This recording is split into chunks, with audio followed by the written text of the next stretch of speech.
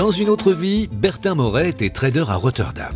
Un jour, il a quitté costume et cravate pour rejoindre la ferme familiale en Seine-et-Marne où il élève aujourd'hui plus de 200 chèvres alpines dont il transforme le lait pour en faire des fromages au lait cru fermier.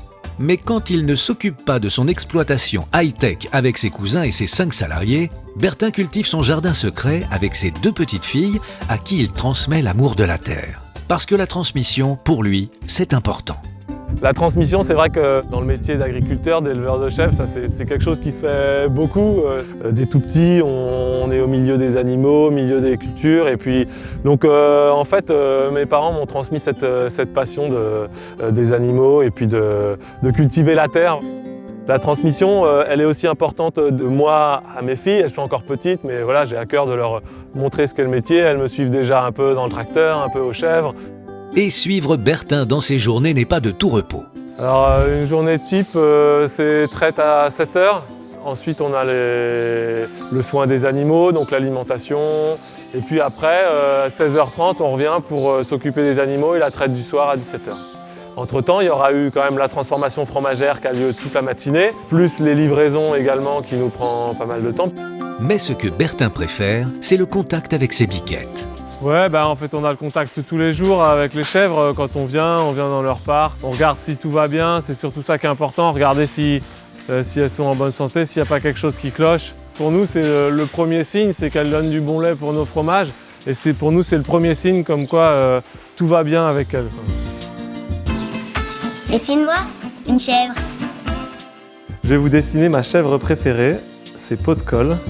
Alors je l'appelle Pot de Colle parce que quand on emmène les chèvres à la traite, elle ne va pas dans le même sens que les autres. À chaque fois, elle vient vers nous, alors qu'il faut aller dans l'autre sens à la traite.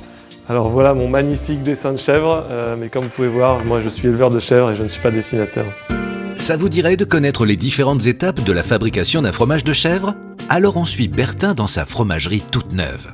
Alors ici, on est dans la salle de caillage. C'est la première étape de fabrication du fromage après la traite. Le lait arrive ici et il est mis à cailler pendant 24 heures. Et ensuite, on met le caillé dans des moules et on laisse s'égoutter le caillé dans les moules. Alors là, c'est l'étape du retournement. Donc là, après le retournement, ce qui est important, c'est l'étape de salage où il faut beaucoup de doigté. Donc là, on a la dernière étape, c'est l'affinage. Donc c'est là où on va mettre nos fromages pendant à peu près entre une semaine et plusieurs mois selon les goûts de chacun, si on aime du fromage frais ou du fromage plus affiné.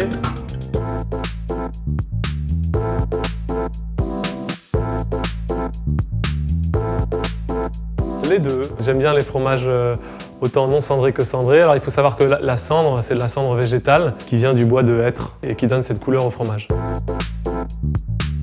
Sucré. Par contre, il y en a qui les aiment salés, mais ça va pas être des yaourts, ça va plutôt être de la faisselle qui va être un fromage très très frais. Et alors ça peut se manger avec des fines herbes dans une salade, ça passe très bien. Mais chez les Moret, une famille vraiment passionnément chèvre, tout commence et finit par un beau plateau de fromage, de production maison bien sûr. Bon appétit!